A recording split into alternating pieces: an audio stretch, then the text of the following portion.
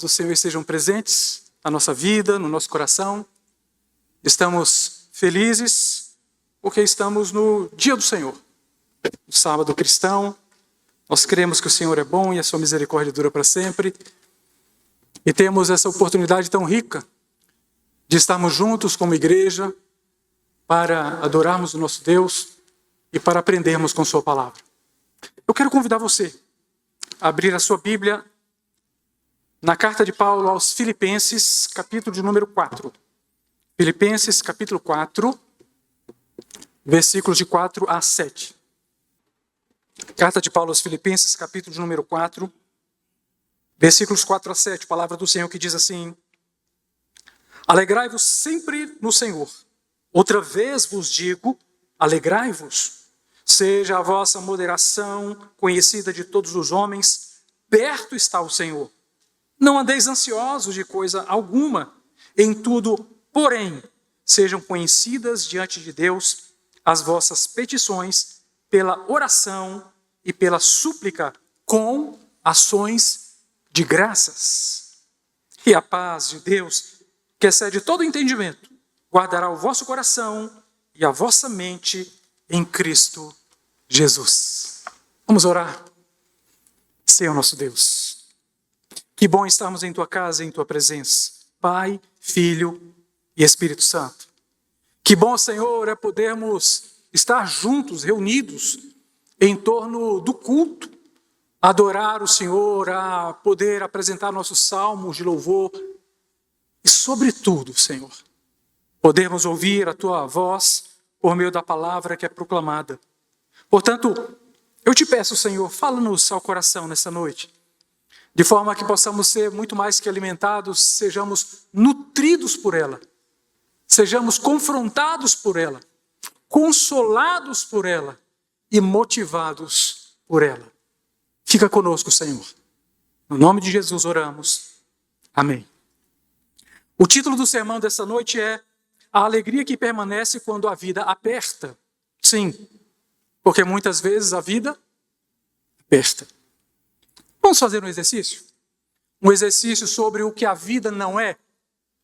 Eu diria que, em primeiro lugar, a vida não é feita só de domingos. Seria bom, não? Todo dia ser domingo. Você não precisar sair para trabalhar, ficar em casa, se confraternizando, ir para a igreja, para o culto. Mas essa não é a realidade. A vida é feita das segundas-feiras, cedinho que a gente acorda cansado do final de semana. Das terças-feiras, das quartas, das tardes difíceis, cansativas, exaustivas das quintas-feiras, porque parece que o final de semana não chega mais. A vida é feita de momentos difíceis, mas a vida também não é composta só de fartura. Ela também é feita de faturas, das contas que chegam, dos boletos, das dívidas, das cobranças. Verdade ou não? A vida não é repleta apenas de boas novas, de boas notícias, não. Mas de mensagens que muitas vezes nos preocupam, que têm o condão de nos demover do nosso lugar de conforto, de conversas que, não raras vezes, apertam o nosso coração. A vida também não é formada por decisões fáceis. Muitas vezes, a vida é envolvida e até movida em decisões difíceis. Decisões que sabemos que precisamos tomar, mas muitas vezes, nem sempre, sabemos como as devemos tomar. A vida, queridos irmãos, não é linear. Não. Não raras vezes, repleta de coisas ruins, coisas que vêm juntas, que se somam. Há dias em que a alma fica como uma casa em silêncio depois de uma noite difícil. Você já experimentou a noite difícil? Ano passado nós tivemos uma noite difícil lá em casa, meio incomum. Tivemos um problema na calha, a nossa calha entupiu e deu uma chuva muito forte. A laje do segundo piso ficou como a base de uma piscina. E vocês imaginam o que aconteceu. eu, Celiane e Gabriel, passamos praticamente a noite toda até desistirmos de puxar a água do segundo piso para escorrer pelo segundo piso, porta fora da casa. Difícil, não? Sanca do meu quarto veio abaixo. Questões materiais, mas uma noite difícil. Mas às vezes a noite difícil é mais difícil do que esta. É acompanhando o ente querido no hospital, está enfermo. É aguardando um acontecimento que a gente sabe que chegará e que nos traz tanta instabilidade e assim por diante. Mas a gente continua. Você continua. Porque a vida, ela não para. Não tem como você pedir para a sua vida, para um pouquinho que eu quero descer, para tomar um fôlego, para depois voltar e a gente continuar. Não, a vida continua e você continua com a vida, porque a vida é difícil. E por dentro, cá dentro do nosso coração, algo pesado parece acontecer. Algo que nos deixa em desequilíbrio. Você já se sentiu assim? Isso não acontece só com você, é com todos nós. A vida não é fácil. E é exatamente nesse contexto que a palavra de Deus vem até nós nessa noite. Quando Paulo diz, alegrai-vos sempre no Senhor, outra vez vos digo, alegrai-vos. Aí a gente se pergunta, alegrai-vos sempre? Sempre? Como assim sempre? É isso mesmo que a palavra quer dizer, alegrai-vos sempre no Senhor, como se nada pudesse nos trazer instabilidades e inquietações? É isto? Será isso mesmo? Será que Paulo seria um estoico? Os estoicos da antiga Grécia, pensamento filosófico que chega aos nossos dias, eles acreditavam que a felicidade não vinha dos prazeres externos ou das posses materiais. Mas eles acreditavam que a felicidade era apenas uma questão de paz interior e da aceitação da vida como ela é. Paz interior e aceitação da vida como ela é. Mas é isso mesmo? É isso que a Bíblia nos ensina? Paulo, então, era um estoico? Não. Porque, queridos, não há como nós desfrutarmos de uma paz interior, porque o que há dentro do nosso peito são conflitos que jamais se resolverão sozinhos. A nossa condição de seres humanos caídos nos coloca numa condição de inexistência de paz interior. É impossível encontrar uma paz dentro de mim mesmo e por mim mesmo. Porque aqui dentro do meu peito, aí dentro do seu peito, há uma guerra que nunca vai cessar sozinha. Então não é uma questão também de nós simplesmente aceitarmos a vida como ela é. Não é isso, porque a vida humana como ela é, ou seja, a vida humana sobre a terra, está envolvida na podridão do pecado. Então não se trata de buscar uma paz interior ou de aceitar a vida como ela é, mas de entender que a única forma de encontrarmos paz é através da pessoa maravilhosa de Jesus Cristo. E a única forma de nós entendermos a nossa vida e de não nos conformarmos com essa vida de podridão é também através do Evangelho do nosso Senhor e Salvador Jesus Cristo. Portanto, Paulo não era um estoico, não. Ele era um cristão que ensinava o autêntico Evangelho do nosso Senhor Jesus Cristo. Paulo queria que nós soubéssemos do nosso chamado, de como fomos chamados e de para que fomos chamados. Para entender que viveremos em meio a conflitos, mas segundo o chamado de Deus que há na graça. E enfrentando esses conflitos, sejam externos, sejam internos, seja a vida como ela é, mas a encarando sob os cuidados do Evangelho. Nesta noite eu gostaria de abordar algumas verdades que o texto bíblico nos ensina. A primeira verdade é que a alegria cristã não depende de como o seu dia está. Eu vou repetir. A alegria cristã não depende de como o seu dia está. Preste atenção. A nossa tendência como seres humanos é simples, e simples assim. Se tudo vai bem, estamos bem. Não é assim? Mas se algo dá errado, a gente já começa a desanimar. Isso é normal. É como de fato nós somos. Perceba esse exemplo. Você começa o dia normal, mas daí você recebe uma notícia ruim que te desestabiliza e tudo muda. O seu coração então começa a padecer.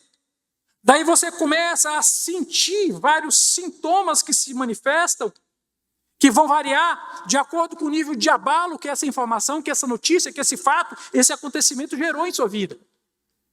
Daí talvez o seu coração comece a entrar em taquicardia, batimentos acelerados. Parece que... Quem é mais antigo aqui vai se lembrar daquele antigo filme do tubarão. Lembra quando o tubarão se aproximava e vinha aquela trilha sonora, tan, tan, tan, tan, tan, né? Parece que o nosso coração entra nesse ritmo.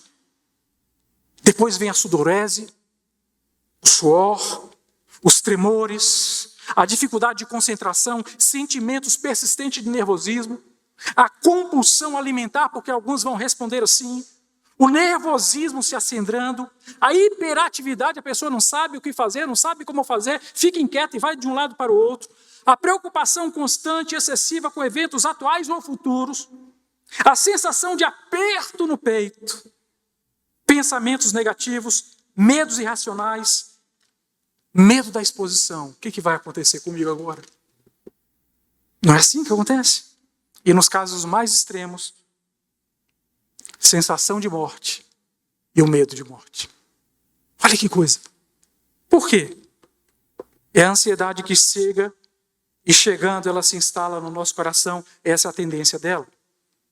Mas alguém pode perguntar assim, pastor, mas de uma maneira muito simples, o senhor podia dizer o que é a ansiedade? E de uma maneira muito simples eu te diria, a ansiedade é a tentativa da antecipação.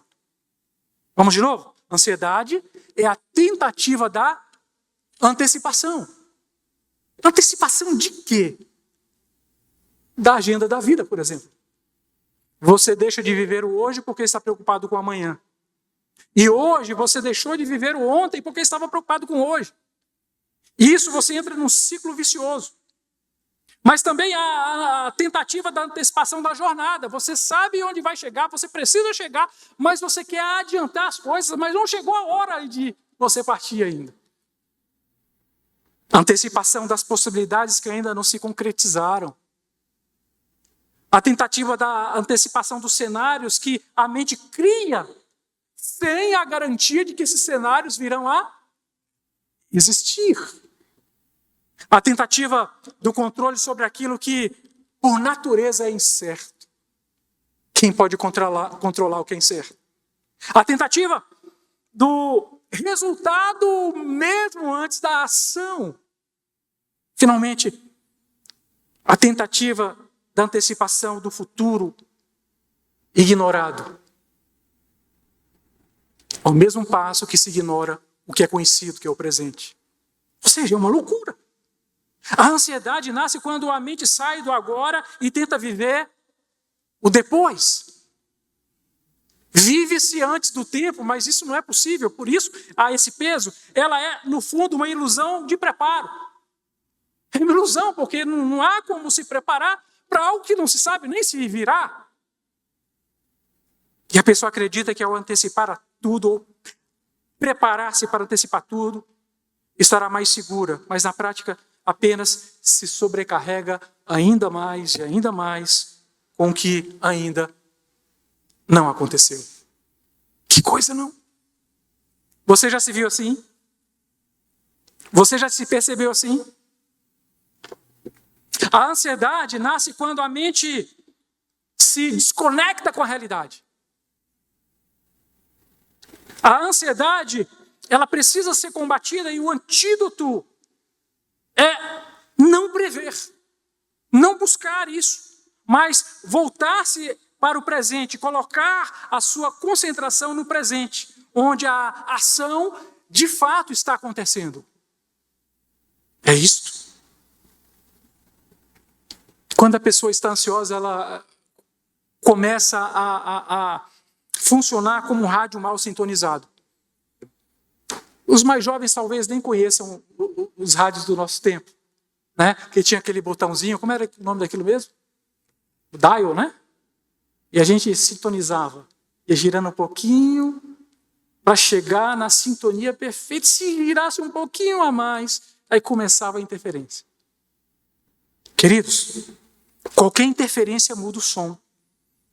Qualquer interferência muda o que de fato acontece na realidade. Assim como o rádio mal sintonizado.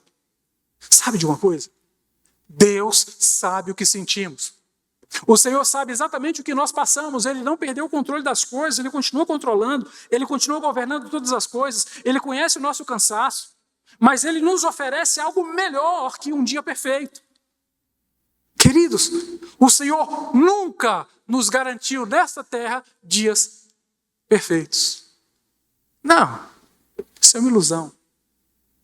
O Senhor nos garantiu a sua presença em todos os nossos dias, imperfeitos como são. Você crê nisso? Louvado seja o nome do Senhor. A segunda verdade que o texto nos apresenta é que a alegria cristã está no Senhor. Ou seja, trazer Deus para o centro da vida. Vai dizer o apóstolo, alegrai-vos no Senhor.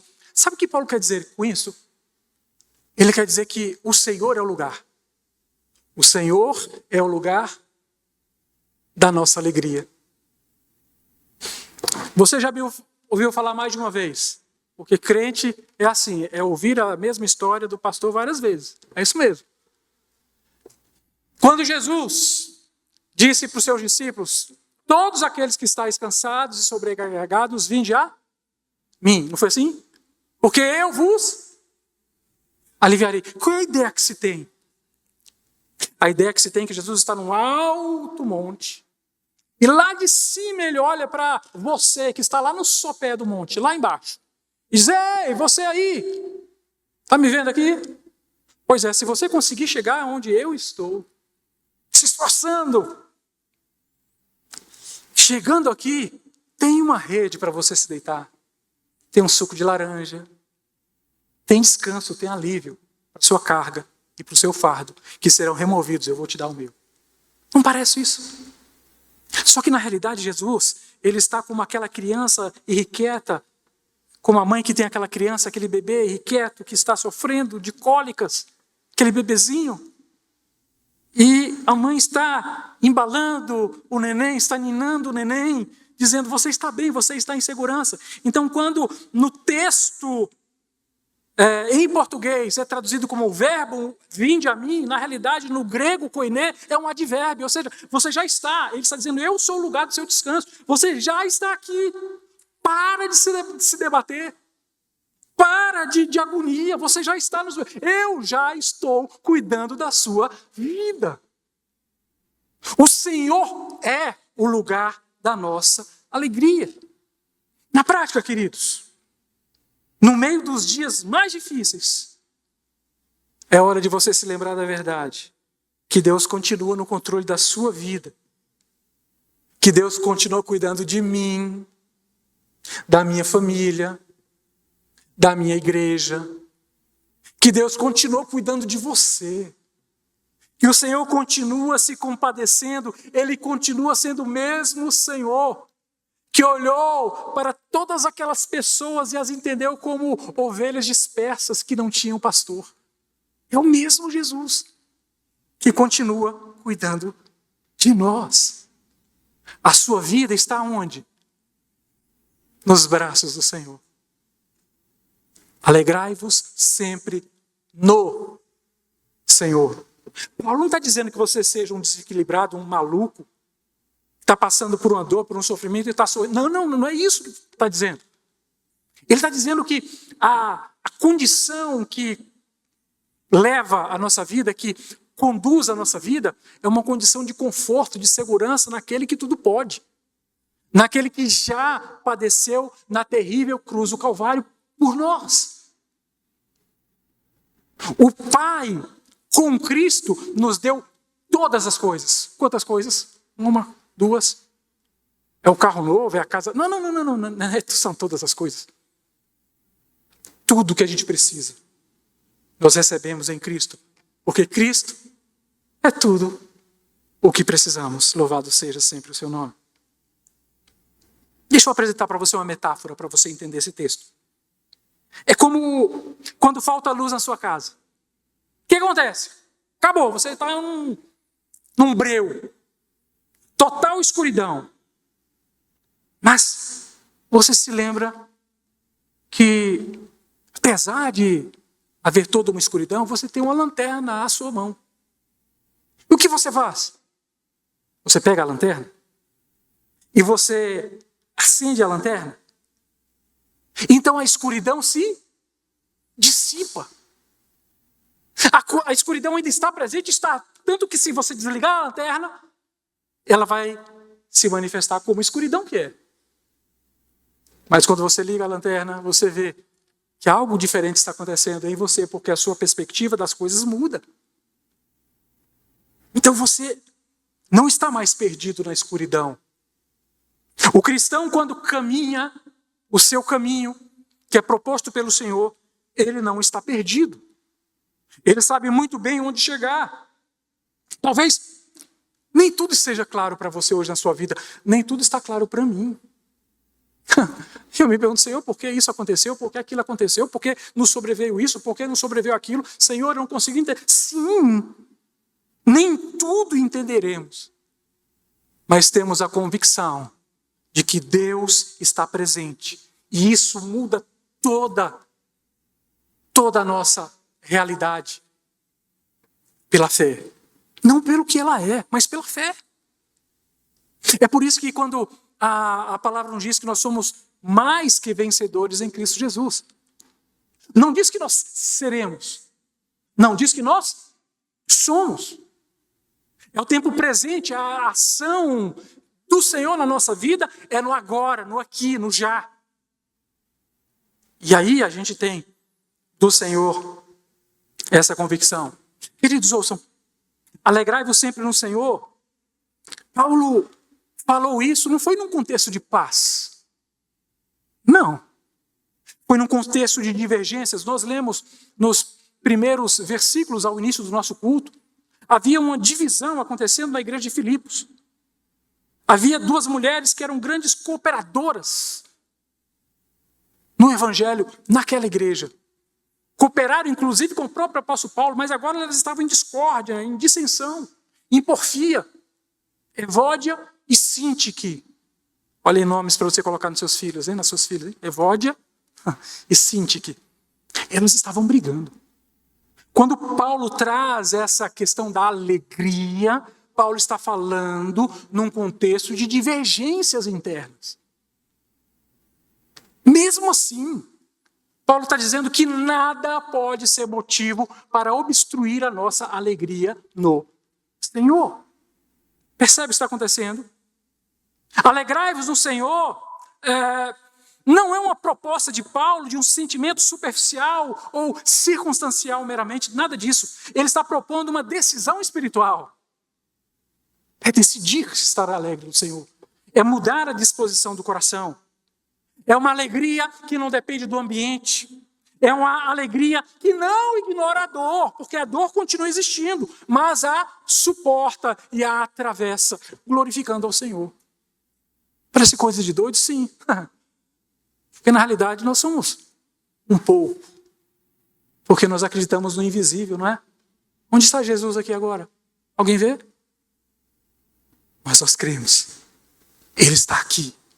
E nós o percebemos dentro do nosso coração, na nossa mente, na nossa razão. Não é só uma questão de percepção emocional, mas é uma questão de convicção da mente, da razão. Jesus está aqui.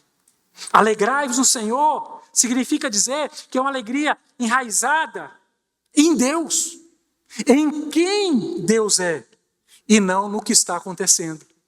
Alegrai-vos sempre no Senhor significa uma alegria sustentada pela fé e não pela estabilidade das situações.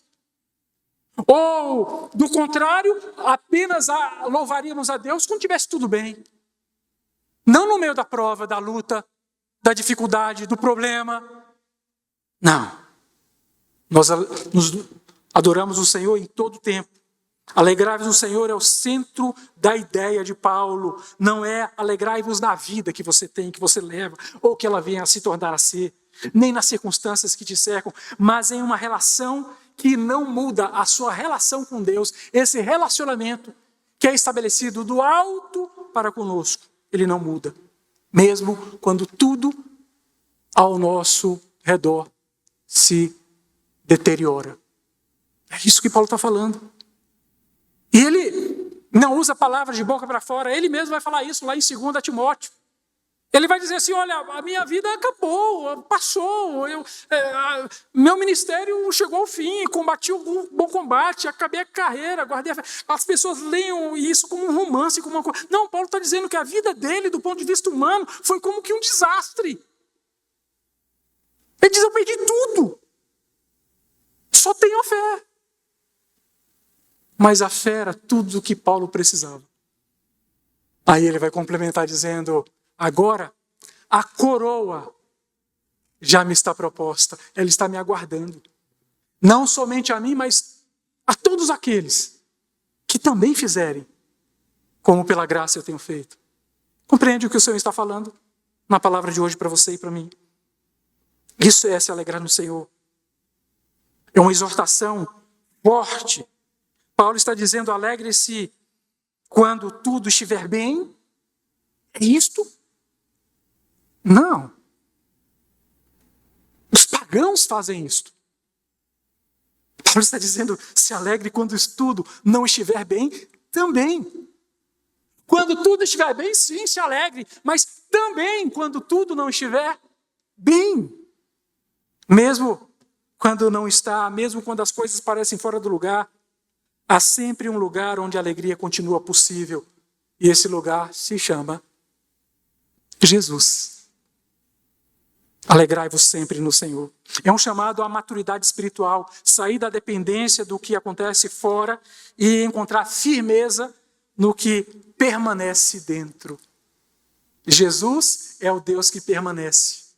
Você crê? Terceira verdade. A alegria cristã está em não alimentar o que rouba a alegria. Vamos tentar entender melhor? Perceba.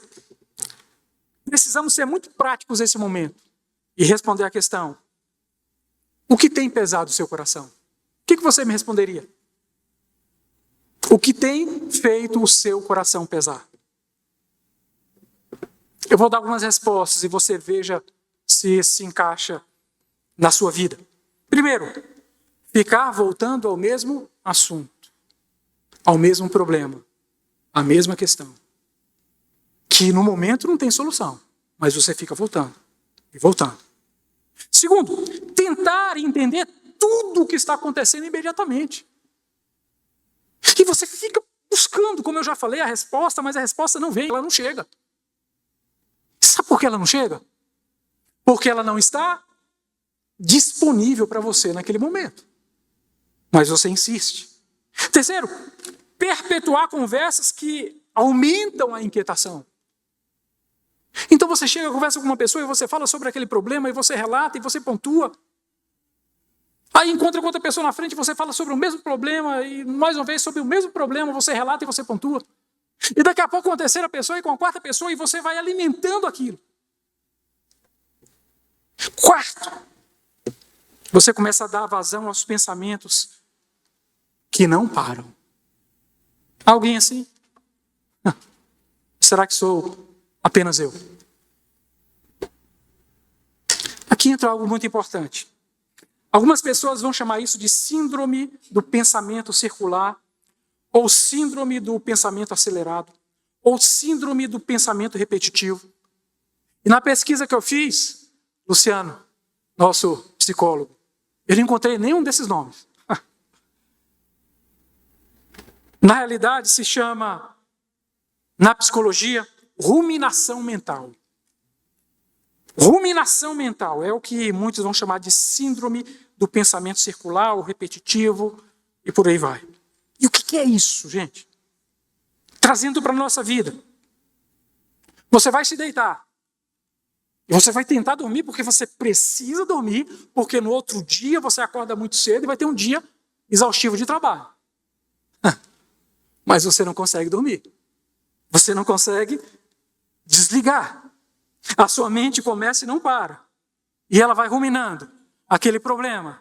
E ela vai dizer, e se isso der errado? E se aquilo der errado? Por que isso aconteceu comigo?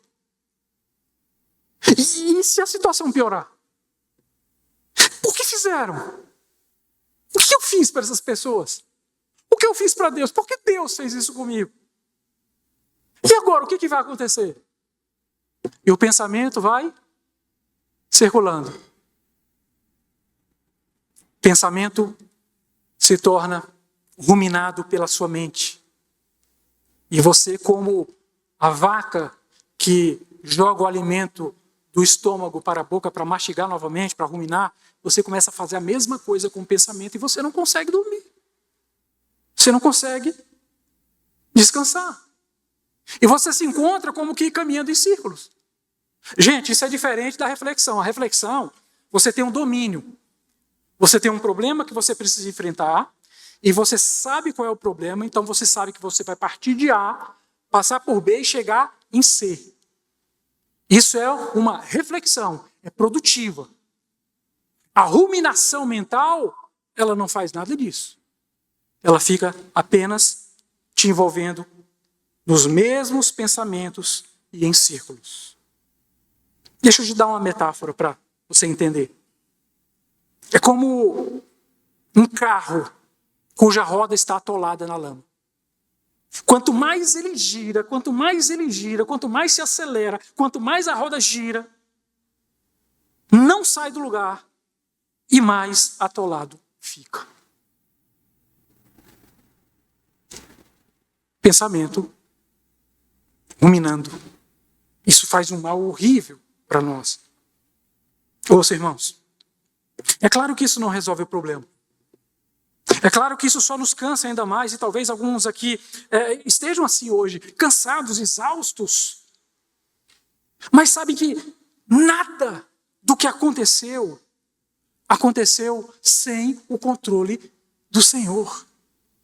E é isso que precisa trazer alento ao nosso coração, é isso que precisa trazer paz para nós, para que a gente possa descansar. Então ouçam com carinho, você não precisa carregar isso sozinho. O que a gente faz, pastor? A gente ouve o ensinamento de Jesus. Para que essa ansiedade? A gente ouve o que Paulo diz, não andeis ansiosos com coisa alguma. O que a palavra está dizendo? Não andeis ansiosos. Está dizendo, não alimentem esse ciclo. Não alimentem. Então, se você não consegue dormir porque você se envolveu nesse pensamento ruminante, é melhor você levantar-se, pegar sua Bíblia, ler e orar ao Senhor. É a única forma de você resistir, de você superar. E eu falo isso por experiência própria. Às vezes, nessas noites onde eu sou atacado por esses pensamentos, eu tenho o costume também de escrever. Os irmãos sabem que eu sou um remendão. Eu gosto de escrever alguns versos maltrapilhos. Aí eu começo a escrever. E o Senhor vai tratando do coração, vai tratando. Daqui a pouco vem o sono, você se deita e dorme. Amém? Está entendendo o que o Espírito Santo está dizendo, querido? Se você perceber isso na sua vida, pare, respire e ore. A oração é sempre o melhor remédio para essa hora. Porque aquilo que gira na mente precisa ser colocado nas mãos de Deus. Aquilo que gira na sua mente, que te enferma, precisa ser apresentado ao pé da cruz. Porque nem todo pensamento merece ficar. Você concorda comigo? Nem todo pensamento. E aquilo que insiste em voltar precisa ser entregue de coração nas mãos do Senhor. Quarta verdade. A alegria é sinal de maturidade de quem sabe como reagir. Olha que coisa interessante. Diz o apóstolo Paulo: seja a vossa moderação conhecida de todos os homens. A vossa moderação. Mas o que é agir moderadamente? Na prática, vamos à prática. Primeiro, é não reagir no impulso. Ah, queridos, no impulso nós somos capazes de tudo. Eu vou repetir. No impulso nós somos capazes de tudo. Nós, que somos pessoas boas, honestas, bons cidadãos, digamos assim, porque bom mesmo não há nenhum, né? Boas pessoas, segundo diz no popular. No impulso nós somos capazes de tudo. No exercício da minha profissão, eu já vi muita gente se arrepender depois de ter praticado atos bárbaros por causa do impulso. E depois vai dizer, gente, eu não queria ter feito isso. Mas fez. E depois tem consequências. Mas Deus não vai me perdoar. Sim, se você se arrepende verdadeiramente, há perdão. Mas há consequências aqui. Segundo, não fale tudo que vier à mente.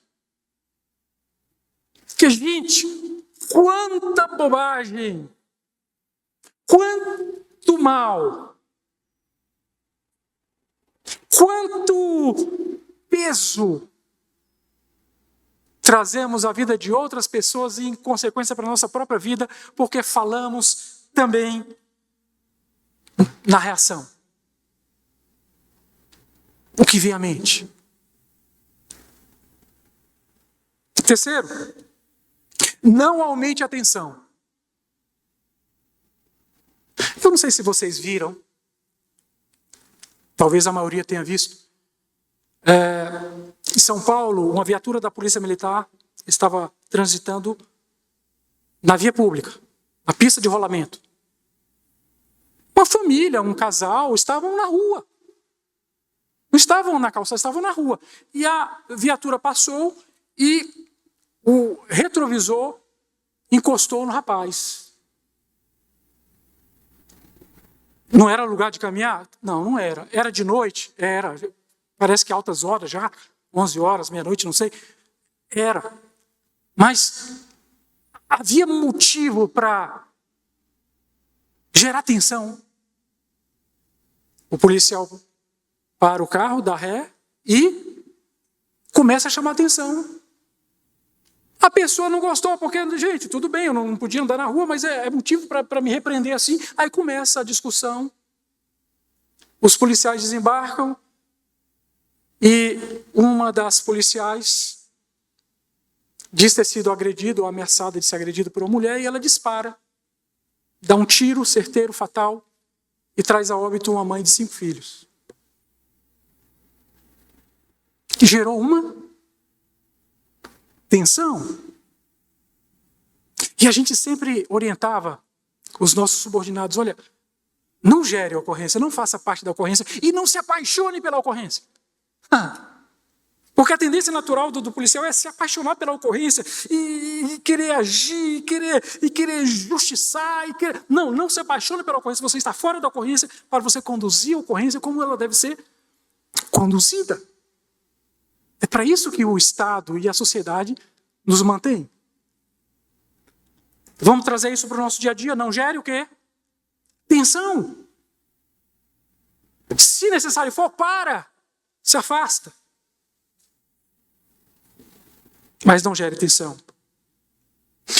Deixa eu te dar um exemplo. Uma pessoa se aproxima de você e diz, você ficou sabendo? E qual é a resposta natural? Sabendo de quê? Não é? Claro que sim, eu, você, qualquer um. Sabendo de quê? Aí a pessoa vem e joga o veneno. Aconteceu assim, assim, com fulano, com beltrano, com ciclano. Aí você tem uma só alternativa viável para um bom cristão é dizer, querido, vamos orar por essa pessoa? Vamos orar. A convocação para a oração encerra o assunto. Não gere tensão. Queridos, a coisa que nós não precisamos ficar sabendo. Para que ficar sabendo? Para quê? Nós não precisamos entrar em todos os lugares, em todas as conversas, nós precisamos nos preservar. E como se preserva? É como dirigir na chuva. A aquaplanagem, o que você faz? Segura forte na direção. Você está na direção, você está no controle. E você evita o acidente. A igreja precisa ser lugar de descanso, não lugar de mais peso. Não lugar de tensão, não lugar de divisões, não lugar de controvérsias, lugar de descanso.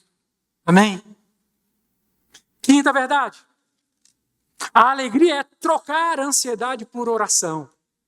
Olha que coisa interessante, já falamos um pouquinho sobre isso. Não andeis ansiosos de coisa alguma, em tudo, porém, sejam conhecidas diante de Deus as vossas petições pela oração e pela súplica, com ações de graças. Como é que se inicia o Pai Nosso? Quem se lembra?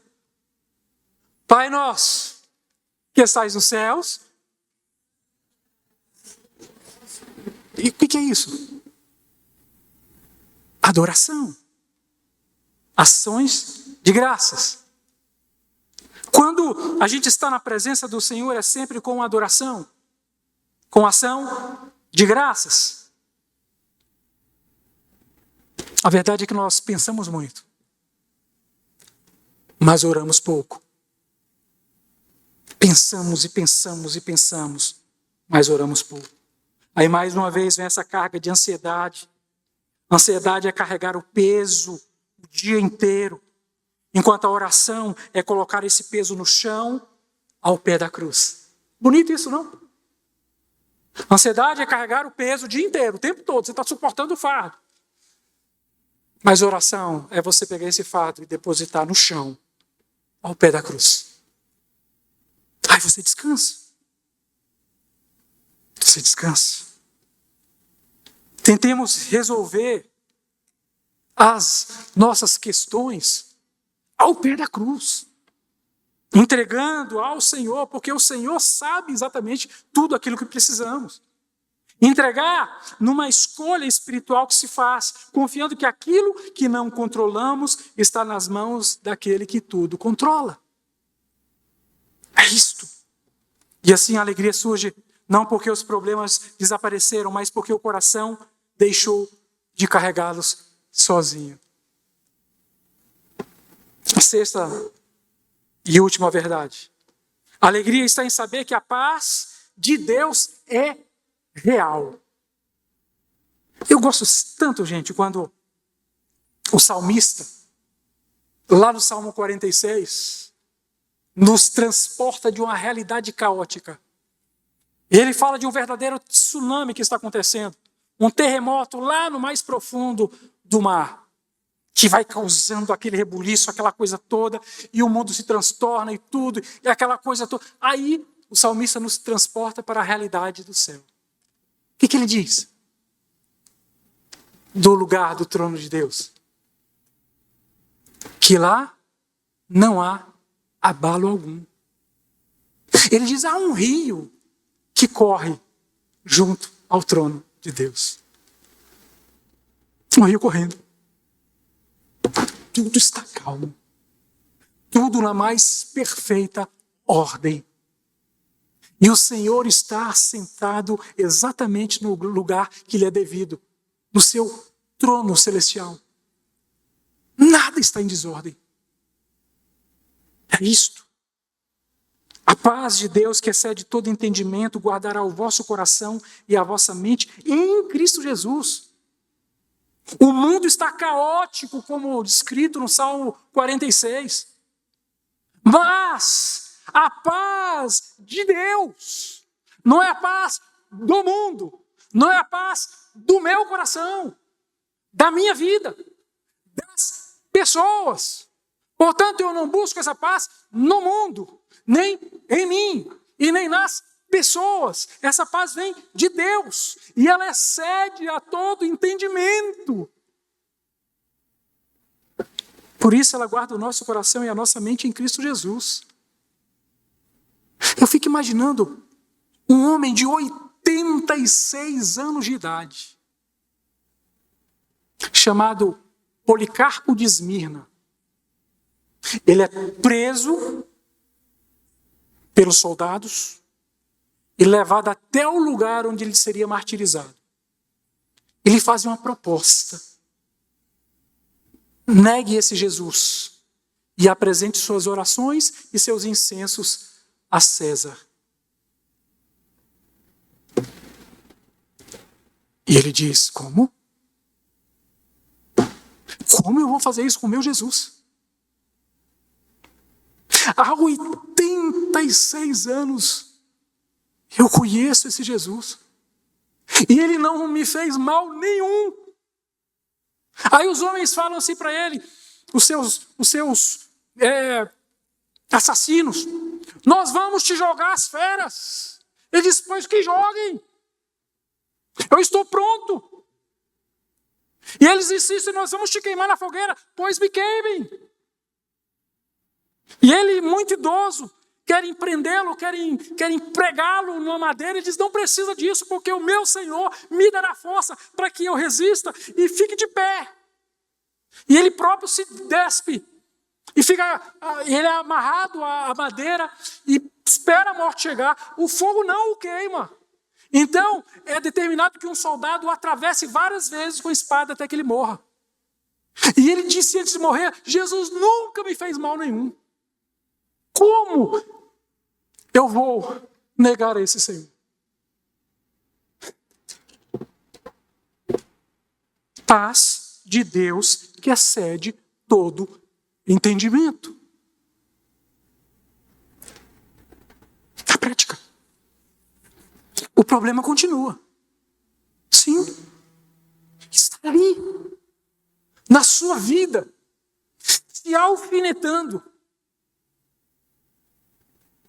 Como Paulo disse certa vez, um espinho na carne, mensageiro de Satanás. Está ali o problema, ele continua. Mas o desespero não te domina mais. A dor pode, inclusive, continuar. Mas o medo não te governa mais. As circunstâncias podem não mudar de imediato e às vezes não mudam. Como foi no caso de Policarpo. Mas o seu coração não é mais refém dessas circunstâncias. Não é. Há uma mudança interna e que é radical. E aquilo que antes te oprimia passa a ser sustentado por uma paz maior, que não vem de você, é uma paz de Deus. Não é ausência da luta, pelo contrário, é presença da luta, mas com a firmeza de que Cristo está presente na sua vida. Não é o fim da tempestade, não. É a certeza de que no meio da tempestade, você não será mais guiado por ela, você é guiado por Cristo. É isto. É como colocar uma sentinela na porta do seu coração. E quando as preocupações tentarem entrar, a sentinela vai dizer: não, eu não permito que você entre. Ouçam, talvez você esteja assim, cansado, preocupado, esgotado, tentando entender os dias difíceis da sua vida, os acontecimentos, os fatos, algo tão bom que você esperava, que ia ser tão bom para você, para sua família, para a igreja, para nós. Aí de repente, não. Mas ouça, Deus não nos abandonou. Jesus continua conosco e Ele não perdeu o controle de nada. Ele não deixou de ser o Senhor da igreja, Ele não deixou de ser o Senhor da sua família, de ser o seu Senhor, o Senhor da sua história. Portanto, queridos irmãos, eu concluo dizendo para vocês que Deus não nos chama a negar a realidade que vivemos. Não é isto. Não. Mas Ele também não permite que nós sejamos dominados por Ele. Então ouçam, se o nosso coração estiver pesado demais, entregue-o a Cristo. É por isso que ele disse, filho meu, dá-me o teu coração. Me dá. O que é o coração, gente? Representa o centro das nossas volições, das nossas vontades, dos nossos desejos, mas também o centro das nossas emoções. O coração tem a ver com quem nós somos, é o nosso coração, é a nossa alma. Dá-me o que você é. Porque você não dá conta de cuidar disso. Mas eu dou conta. E se a sua mente estiver inquieta, ore ao Pai que está nos céus em nome de Jesus. E se houver dúvidas, espere no Senhor. Espere. E como igreja, vamos cuidar uns dos outros, vamos nos proteger uns aos outros, vamos cuidar da nossa unidade, vamos escolher confiar no Senhor, porque Ele sabe do que faz. E finalmente eu quero te passar 4 cuidados. Primeiro, cuidado com o coração. Cuide do seu coração. Segundo, cuidado com as palavras. Cuide da sua boca, aquilo que você fala. Terceiro, cuide da unidade, porque o Senhor nos chamou para unir e não para dividir. E quarto, cuidado com as reações. Cuidado. Alegrem-se no Senhor, não porque tudo está resolvido, mas porque Deus está presente. E quando Deus está presente, o coração encontra descanso. Você crê? Vamos orar. Senhor nosso Deus, graças nós te damos nesse momento. Te louvamos, te adoramos e te bendizemos. Glorificamos o teu santo nome, mercê da palavra que ouvimos, e que o Senhor possa aplicá-la no nosso coração. Obrigado, Senhor, porque tu falas conosco de formas diferentes.